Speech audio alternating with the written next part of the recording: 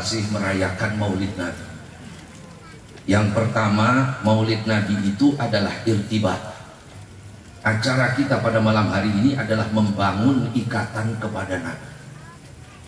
Orang kalau punya ikatan kepada Nabi, maka akan menjadi mulia. Pertanyaannya yang paling gampang para bapak dan ibu, sahabat itu sholat, kita juga sholat. Sahabat itu puasa, kita juga puasa. Sahabat itu zakat, kita juga zakat. Tapi kenapa derajat kita tidak sampai kepada mereka kelasnya para sahabat? Tapi kenapa derajat kita tidak sampai kepada kelasnya orang-orang soleh? Yang membedakan cuma satu, kita tidak kuat ikatannya kepada Nabi. Kalau ada orang punya kabel, punya lampu, punya saklar, tapi nggak ada setrum, muruk, nyala, tidak akan nyala. Kenapa? Kabelnya ada, lampunya ada, saklarnya ada. Kenapa tidak nyala? Tidak ada setrum. Irtibat itu setrum yang akan mendorong orang semakin taat kepada Allah, yang akan mendorong orang semakin senang beribadah kepada Allah Subhanahu. Makanya umat dimanapun terus merayakan Maulid karena pengen ini. Kemarin bulan Rabiul Awal, Masya Allah, di seluruh penjuru dunia semuanya ramai. Apa yang melandasi kita pada malam hari ini? Yang kedua adalah at-ta'zim wal farah. Sebab kita mengagungkan, sebab kita senang atas nikmat besar yang Allah berikan kepada kita, yaitu junjungan alam baginda Nabi besar Muhammad. Kenapa kita tidak berani membesarkan, mengagungkan, merayakan Maulid Nabi, sementara orang yang kita rayakan ini pasti benar? Sementara orang yang kita agungkan ini adalah orang yang juga diagungkan oleh Allah Subhanahu wa Ta'ala. Ini penting Bapak dan Ibu. Kenapa? Kita khawatir sekian tahunnya akan datang anak-anak kita tidak tahu Maulid itu apa. Anak-anak kita lebih kenal 1 Januari tahun baru, mereka hafal luar biasa. Anak-anak kita lebih kenal 14 Februari, mereka tahu itu hari apa. Tapi ketika ditanya 12 Rabiul Awal itu apa? Jawabnya Maulid. Maulid itu apa? Anak-anak kita tidak tahu. Maka kita merayakan Maulid karena kita senang, dan senang itu ingin diwariskan kepada anak keturunan kita.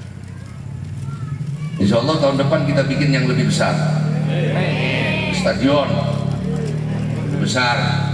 Ya minimal kalau orang nggak bisa partisipasi ya ikut hadir. Sebab orang yang hadir di Maulid Nabi itu dikabulkan hajatnya, diampuni dosanya oleh Allah. Apalagi orang yang bersedekah. Orang itu kalau bersedekah dalam rangka Maulid Nabi, sedekahnya minimal 1 dirham, dia akan dimudahkan segala urusan. Makanya orang dulu tuh kenapa ekonomi kayak apa aja nggak pernah susah, sebab rajin mulutan. Padahal cuma tani, nyawah, tapi hidupnya nggak takut dengan kondisi ekonomi. Kenapa? Sebab mereka rajin mulutan, rajin sedekah. Kita sekarang Masya Allah penghasilan ada, tiap bulan ada, ruwet biruwet. Yang kedua, orang itu kalau mengeluarkan harta dalam rangka merayakan Maulid Nabi, maka apa yang diberikan akan diselamatkan dari bencana. Kalaupun ada bencana, dia akan selamat. Kalaupun Allah turunkan musibah, dia akan selamat. Kenapa? Karena dia bersedekah, dan sedekahnya itu karena cinta kepada Nabi. Yang ketiga, orang itu kalau merayakan Maulid Nabi nggak bakal kemalingan. Ya, kalau nggak percaya ibu bapak yang habis hadir Maulid malam ini motornya jangan dimasukin ke rumah, los baru bakal hilang. Namun hilang, nasib. Ikhtiar ya harus, usaha ya harus, motor ya taruh di dalam. Tapi orang kalau bersedekah dalam rangka Maulid Nabi tidak akan kemalingan. Yang ketiga, kenapa kita merayakan Maulid Nabi? Sebab dalam rangka kita iqtidaan bihi, mengikuti Nabi. Tidak ada satu kebaikan pun di dunia ini kecuali Nabi ajarkan kepada kita. Cari bapak dalam agama manapun yang mengajarkan bagaimana nongkrong di kamar mandi, tidak ada. Islam semua diajarkan. Cara minum, cara duduk, masuk kamar mandi, keluar kamar mandi, nongkrong di kamar mandi, cebok pakai apa, diajarkan dalam Islam. Tidak ada satu kebahagiaan dunia akhirat kecuali Nabi ajarkan.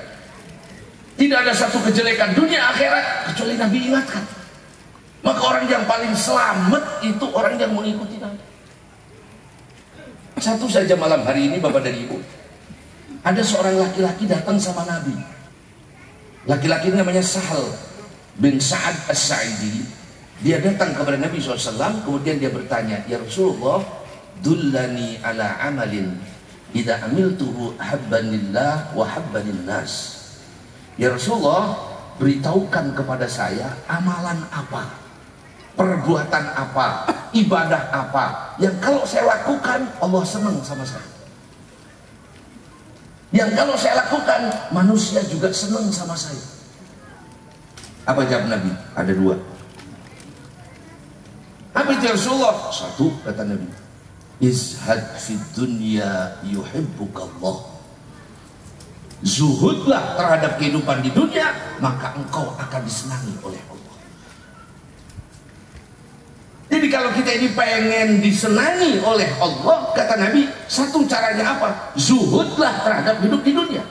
Yang namanya zuhud itu apa? Zuhud itu bukan orang yang tidak punya baju bagus, tidak punya rumah bagus, bukan. Zuhud itu bukan diletakkan ada atau tidaknya materi, tapi zuhud itu orang yang hatinya tahu, orang yang hatinya sadar bahwa kehidupan di dunia hanya sementara, kehidupan yang sebenarnya adalah akhir. Siapa yang paling menyesal di kuburan itu? Satu, orang waktu hidup di dunianya sibuk menyampaikan ilmu tapi tidak ngamalin. Biasanya penyakitnya ustadz. Uang berarti kon sedekah dia mau boleh teman. Kayaknya semangat amat ngomong itu. Begitu Ustadz itu mati masuk ke dalam kubur, kata Ustadz, ya Allah, yang ngajari dia sholat saya, yang ngajari dia puasa saya, cuman saya mengajari doang, menjalankan enggak. Itu murid saya, jamaah saya, derajatnya lebih tinggi dari saya. Itu nangis nyesel. Lalu cincin duit gelang rabi ini siapa suruh JKP orang kelebah amat duit laki ini.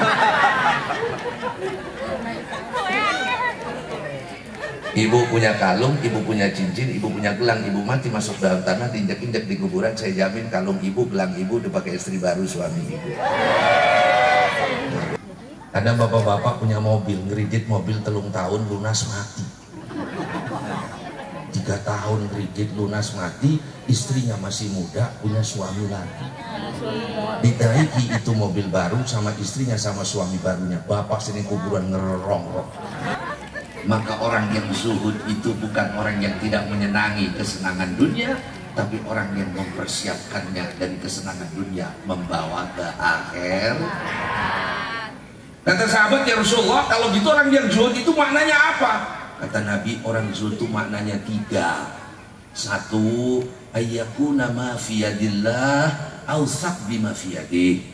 Yang pertama, orang itu lebih yakin dengan apa yang di tangan Allah daripada apa yang di tangan sendiri.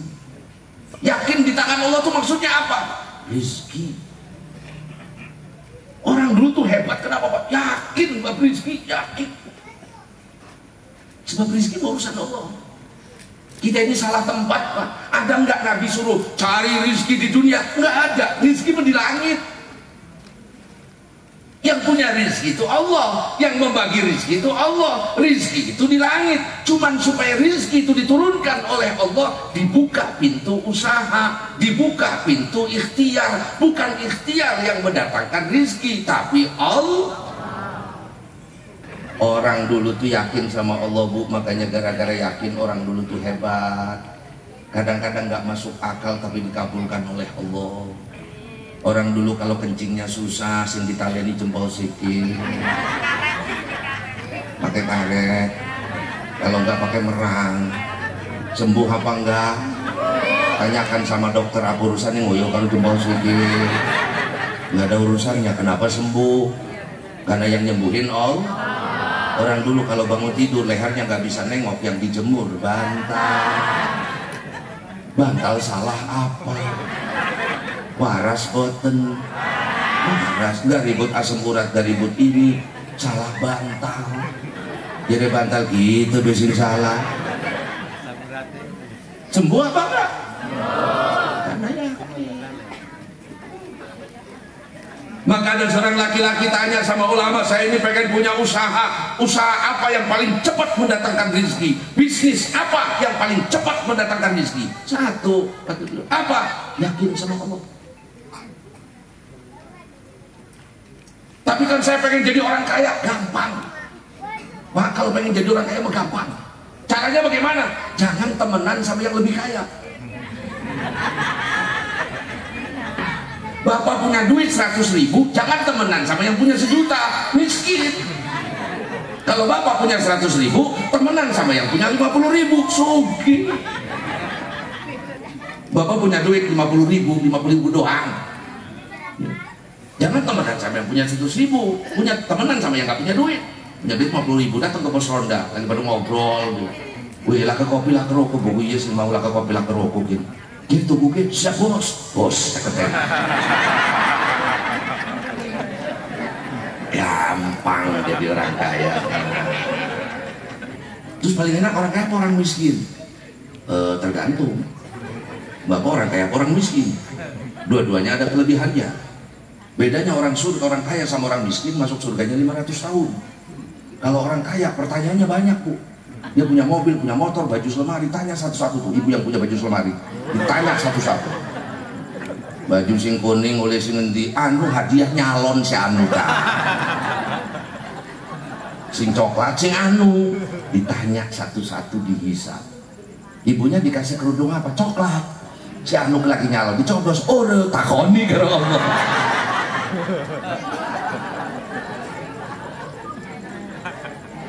Lah kalau punya baju 1.000 pertanyaan, punya harta 1 miliar pertanyaan. Tapi wong miskin mah pertanyaannya nggak banyak. Di motor cuma siji, ditanya malaikat, motornya kenapa? Ngocek. Dari mana? Ijit. Sampai mati kan lunas.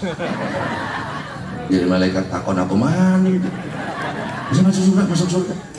Alhamdulillah. Orang miskin itu gak pernah ruwet, Pak.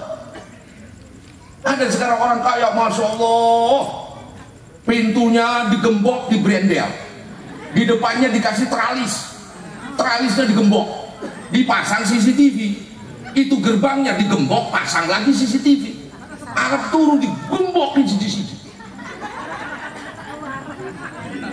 Coba orang miskin, Pak, lawangnya gelah kengsel.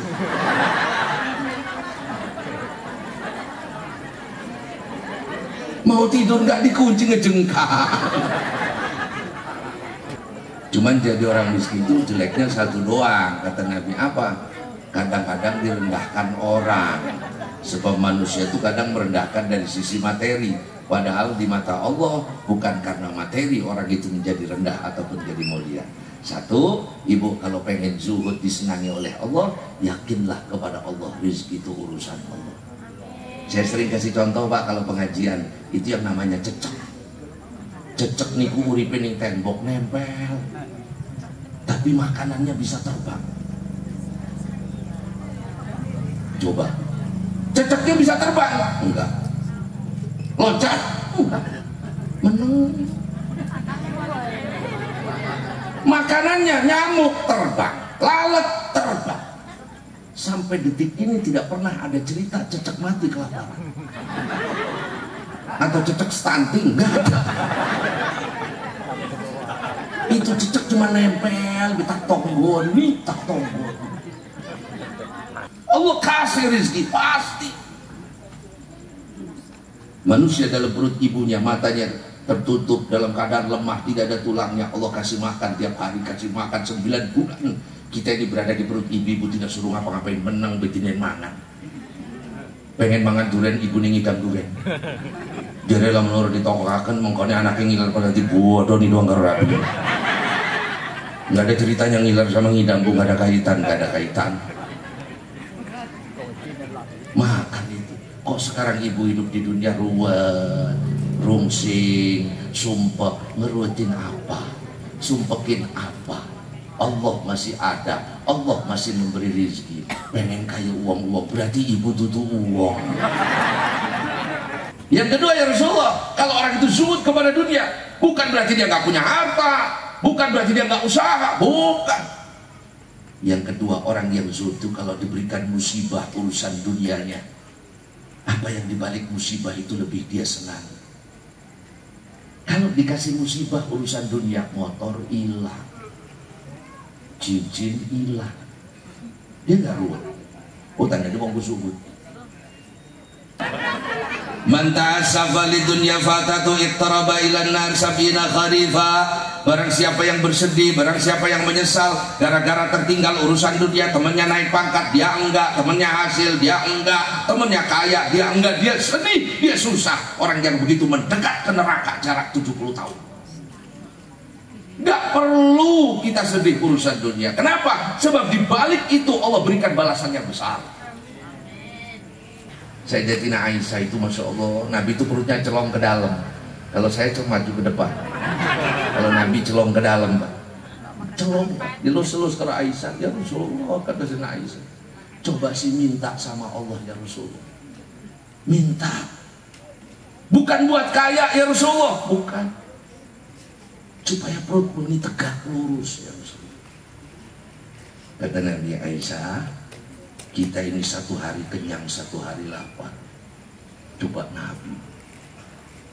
Satu saat Sayyidatina Fatimah itu bikin roti, putri Nabi. Fatimah itu putri Nabi, bikin roti bu. Begitu sudah masak rotinya pulih gandum, dimasak jadi roti. Begitu matang ingat bapaknya Nabi. Dia bawa itu roti satu ke bapaknya. Bang, ya Rasulullah, saya bikin roti. Ini silahkan saya bawa satu. Diambil oleh Nabi, dimakan, dimasukkan ke dalam mulut. Sambil Nabi ngomong, ya Fatimah, rotimu ini adalah makanan pertama yang masuk ke mulut ayahmu setelah 3 hari 3 malam. Setelah 3 hari 3 malam, baru ini saya makan. Nabi sedih? Enggak. Nangis? Karena yang kaya itu belum tentu mulia di mata Allah. Ada tidaknya harta kepada kita bukan tolak ukur kemuliaan di mata Allah. Kalaulah orang yang paling kaya itu yang paling mulia, Qarun paling mulia, tapi kita tahu nasibnya Qarun. Kalaulah orang yang tinggi jabatannya yang paling mulia, Fir'aun yang paling mulia, tapi kita tahu bagaimana nasibnya Fir'aun. Maka kalau ujiannya itu urusan dunia, nggak usah ribut. Pak, orang kayak orang-orang tuh Pak, tetangga tuh Pak, ya Allah, mundar mandir naik mobil, tiap pagi naik mobil, padahal berobat jalan. Pengen?